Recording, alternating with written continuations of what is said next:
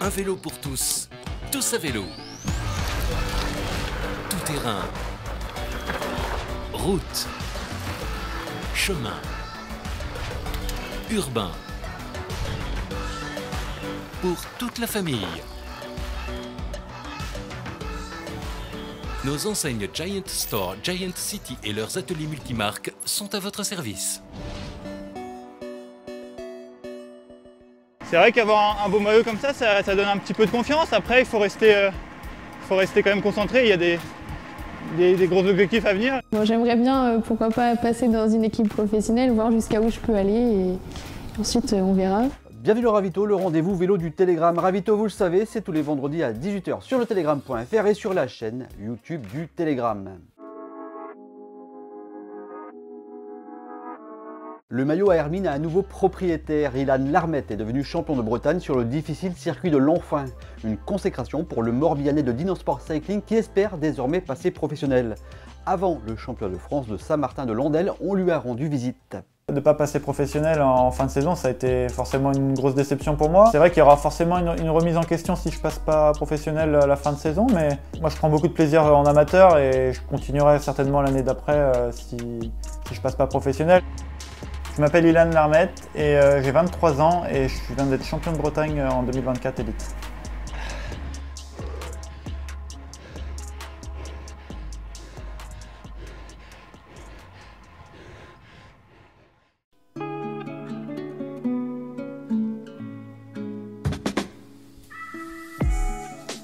Voilà mon nouveau maillot de champion de Bretagne, un maillot auquel j'ai toujours voulu cette année, depuis plusieurs années même, et c'est une grosse satisfaction pour moi. Un maillot que tous les coureurs bretons rêvent, je pense, de l'avoir une fois dans sa carrière, et de passer du VTT à la route, c'est réussi. Et j'espère que ce maillot va être regardé et pourrait m'ouvrir des portes. Ouais, bah c'est vrai que j'avais été champion de Bretagne déjà en VTT, ça remonte, hein, c'était en cadet. C'est un maillot que j'apprécie énormément, que je voulais récupérer, on va dire, mais pas forcément sur route au début. Je l'aurais voulu en VTT aussi, mais maintenant sur route, c'est une grosse satisfaction et c'était un objectif depuis 2-3 ans surtout, quoi. Bah, je me suis découvert un petit peu sur route, notamment en junior 2, mais je faisais encore les deux. À moitié route, à moitié VTT. Je courais pas énormément sur route. Et je m'étais découvert au Val-Romet Tour, c'était une course par étapes junior importante au calendrier. J'avais fait des belles courses comme le championnat des Côtes d'Armor, c'était une petite course, hein, mais à l'Enfin, et justement c'était vraiment, le circuit me correspondait très bien.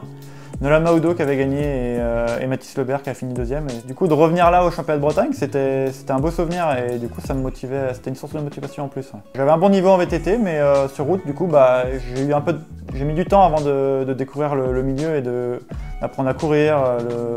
Il y a pas mal de choses à apprendre sur la route comparé au VTT. Le VTT c'est purement physique et technique, quoi. Il n'y a pas d'autres critères, quoi.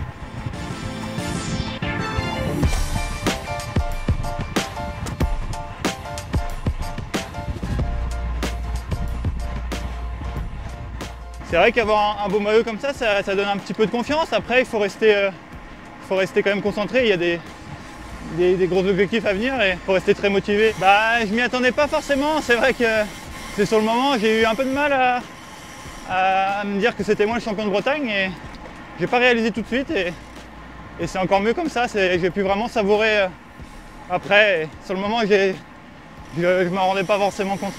Bah, l'année dernière, j'étais favori aussi, peut-être trop. Et j'étais énormément marqué par toutes les équipes et tout le monde cherchait à m'enterrer et c'était encore le cas cette année, mais du coup bah, j'ai cherché une stratégie, on va dire, pour contrer les attaques et puis le fait qu'on soit contre moi, et mon équipe m'a beaucoup aidé aussi cette année pour ce titre.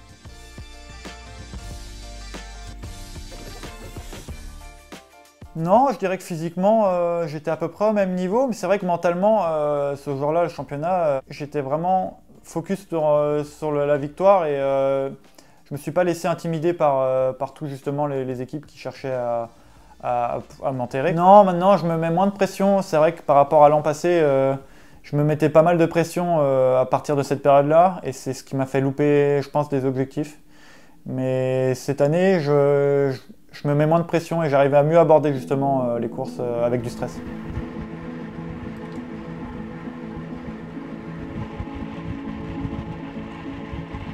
Ilan, il a franchi un cap cette année. Donc, je pense tous les ans, en fait, il prend un palier.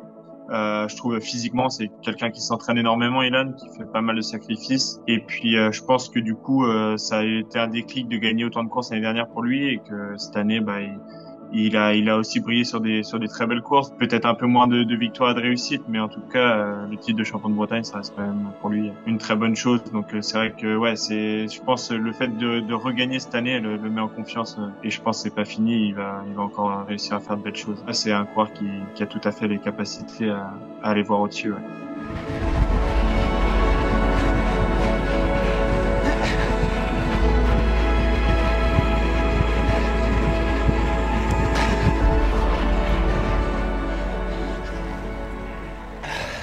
L'année dernière, j'avais été stagiaire chez Cofidis et j'avais été contacté à cette période-là, un petit peu avant le championnat de France. Du coup, c'était une grosse découverte, hein. Le monde professionnel, c'était un peu un rêve. C'est vrai que ça paraissait énorme. Et en allant sur les courses, c'est vrai que j'ai pu découvrir le haut niveau, vraiment le très très haut niveau, avec des coureurs comme Van Der Poel, etc. Ça fait vraiment rêver. Et c'est vrai qu'au tout début, ça se passait plutôt bien et on va dire que vers la mi-septembre, j'ai un peu encaissé tout mon début de saison j'avais été très régulier. J'ai peut-être poussé le pic de forme un peu loin et c'est vrai que la fin de saison était difficile. Ouais. De ne pas passer professionnel en fin de saison, ça a été forcément une grosse déception pour moi, mais j'étais conscient que du coup mon niveau, je me suis vu capable de faire des courses avec le niveau pro, donc ça m'a rassuré aussi sur le fait que pour l'année suivante, c'était pas dramatique.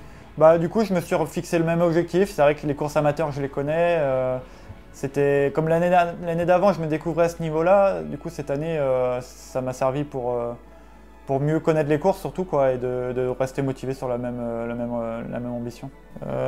C'est vrai qu'il y aura forcément une remise en question si je passe pas professionnel à la fin de saison, mais je prends quand même beaucoup de plaisir à courir et à progresser aussi. Moi, je prends beaucoup de plaisir en amateur et je continuerai certainement l'année d'après si je passe pas professionnel. Mais il y aura forcément une remise en question de pourquoi et se donner les moyens encore plus s'il faut l'année d'après, quoi.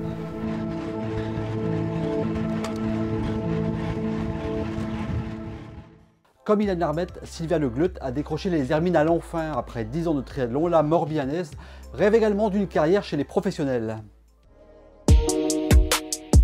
Bon, j'aimerais bien, pourquoi pas, passer dans une équipe professionnelle, voir jusqu'à où je peux aller et ensuite on verra.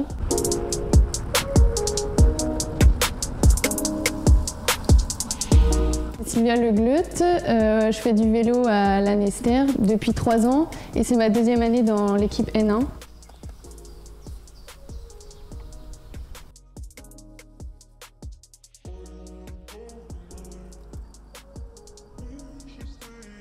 Je me prépare du coup au chrono. Comme cette année il y a un maillot amateur en plus, ça motive. Elle va sur le championnat de France pour faire un résultat quand même, il ne faut pas se cacher. Prendre de l'expérience aussi sur la route. Elle se retrouve avec les pros. C'est quand même une course d'un autre niveau. Dans les années à venir, pourquoi pas chercher un titre de champion de France.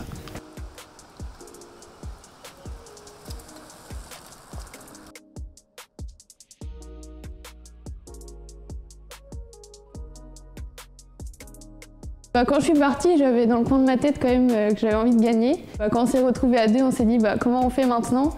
Et elle m'a dit c'est toi la Bretonne, alors vas-y. C'est top de pouvoir porter le maillot à Hermine pendant 1 an. Après, c'est bien de représenter la Bretagne comme ça.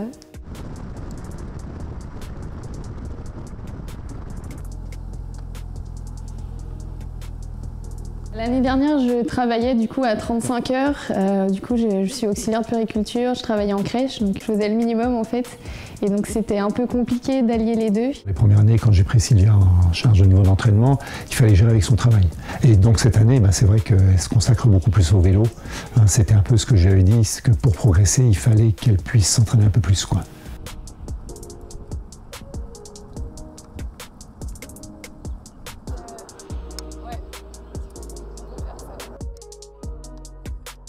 Après le Covid, il n'y avait plus de triathlon trop d'organiser parce que c'était compliqué.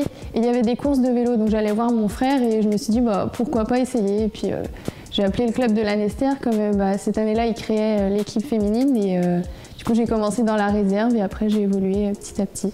Je ne sais pas jusqu'où elle peut aller. Je pense qu'elle peut aller encore beaucoup plus loin. Elle n'a que 2 ans de vélo.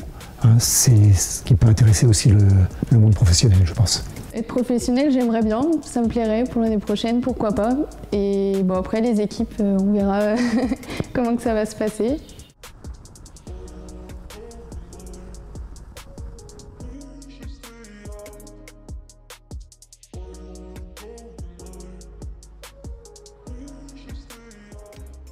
Voilà, la pause ravito, c'est tout pour aujourd'hui. On se retrouve vendredi prochain à 18 h sur le telegram.fr et sur la chaîne YouTube du Telegram. D'ici là, bon week-end, bonne semaine et bonne course.